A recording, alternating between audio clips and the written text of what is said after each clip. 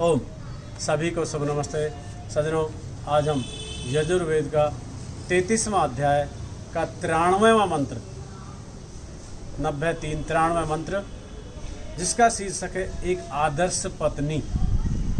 सज्जनों, पति पत्नी, माता पिता, आचार्य, इनके जो मेरे चिन्हित किए हुए मंत्र थे, रजिस्टर में बहुत सारे मंत्र हैं, फिर भी मैं कुछ मंत्र छोड़ करके जो है आपके सामने रखना चाह रहा हूँ। तो इस श्रृंखला में मैं आशा करता हूँ कुछ जो वेद मंत्रों का लाभ उठाएं।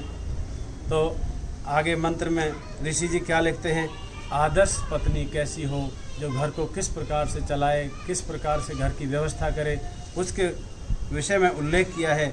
तो आइए, नंबर 1 है इंद्राग्नि शब्द द्विवचन है, परंतु मंत्र के अगले अपात इयम आदि शब्द सब शब्द एक वचन है।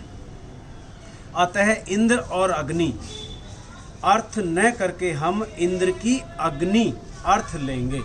इंद्र और अग्नि न करके इंद्र की अग्नि।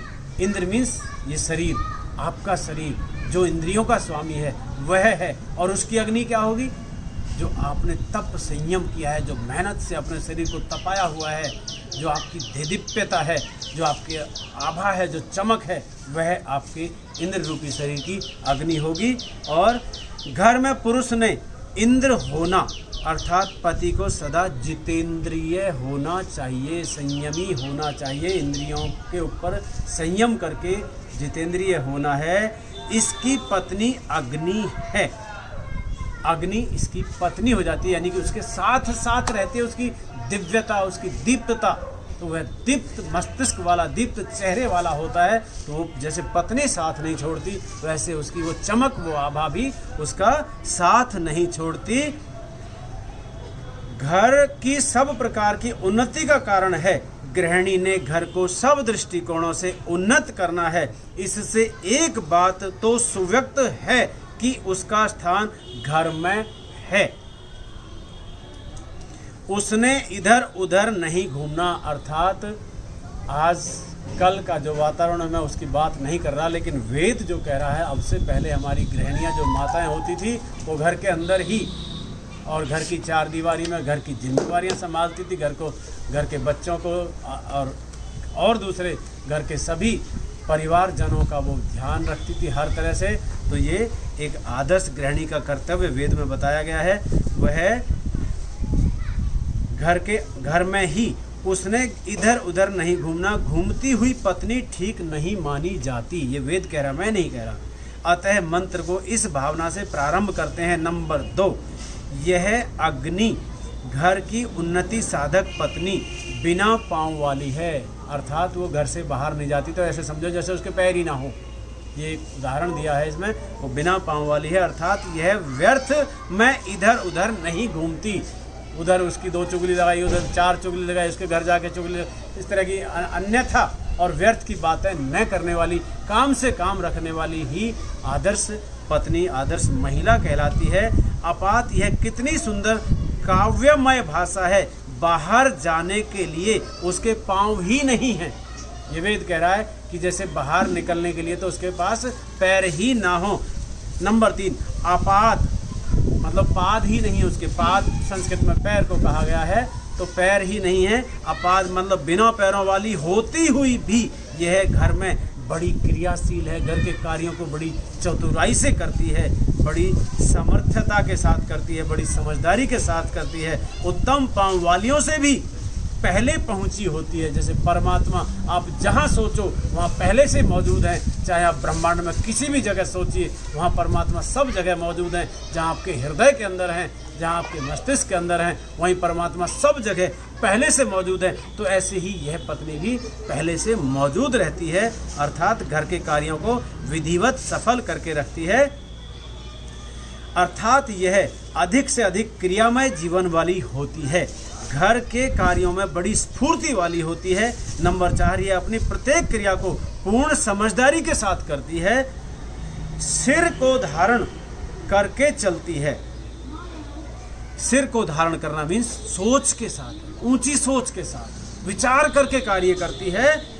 इसका मस्तिष्क सदा संतुलित रहता है। इसका उल्टे सीधे फैसले, अब के काम गलत कर दिया फिर विचार करके फिर सीधा कर, नहीं, पहले ही सुलझा हुआ मस्तिष्क के साथ सोच विचार के कार्य करती है। इसी कारण यह अपने कार्यों को कुशलता से कर पाती है, बड़ी चतुराई से, बड़ी सफलता के साथ। नंबर 5, यह अपने कार्यों को करती हुई जिह्वा से निरंतर प्रभु के पवित्र मंत्रों का उच्चारण करती। खाना बना रहे तो गायत्री मंत्र इत्यादि, ओम का जाप इत्यादि, वो इसका जप अजपा जप बन जाता है और उस कार्य में वो लीन रहती है, कार्य भी सफल होता है और परमात्मा का स्मरण भी चलता रहता है। उन नामों को आचरण में लाती है, उनको व्यवहार में भी लाती है। ऐसा नहीं कि मुंह में राम राम और बगल में छुरी, अंदर अंदर जप चल रहा हो और दूसरों से व्यवहार जो है जो कुत्सित व्यवहार हो, ऐसा नहीं। प्रभु दयालु हैं तो यह भी दयालु बनने का ध्यान करती है, क्योंकि परमात्मा का जाप कर रही है, परमात्मा का स्मरण कर रहा है, तो वह भी दयालु है क्योंकि दयालु का की उपासना कर रही है। और इस प्रकार इसका जीवन प्रभु के गुणों को अपने में धारण कर रहा होता है। जीवन के साथ साथ यह प्रभु के गुणों को अपने अंदर धारण कर रही है, कड़ी दर कड़ी चेन बना रही है गुणों की।